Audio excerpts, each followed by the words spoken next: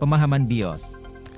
BIOS adalah salah satu jenis ROM yang paling sering digunakan di komputer.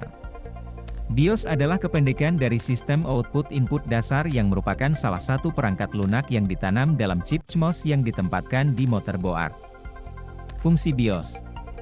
Fungsi BIOS terdiri dari mengendalikan perangkat keras atau peralatan komputer dengan memberikan instruksi atau perintah untuk menginisialisasi dan mengidentifikasi perangkat sistem yang disebut POS.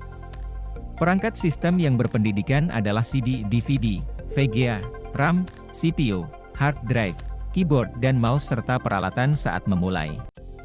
Adapun fungsi lain dari BIOS, termasuk pengaturan dukungan penyimpanan, mendukung proses inisialisasi atau pengapian komputer, mulai parameter proses, periksa sejumlah peralatan, pengaturan keyboard, USB, mouse dan perangkat lainnya.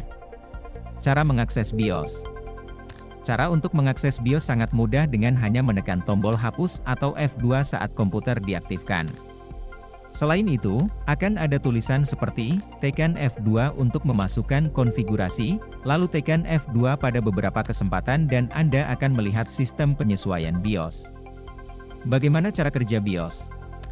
1. Cara pertama untuk mengerjakan BIOS adalah dengan melaksanakan pesanan publikasi untuk memeriksa perangkat TI. BIOS juga memberikan informasi yang tepat tentang spesifikasi perangkat yang diinstal melalui motherboard.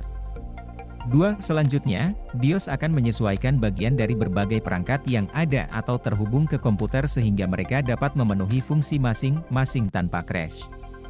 3. Setelah setiap sistem operasi yang ada seperti Windows, Linux atau Ubuntu dan serupa, merupakan bantuan untuk BIOS.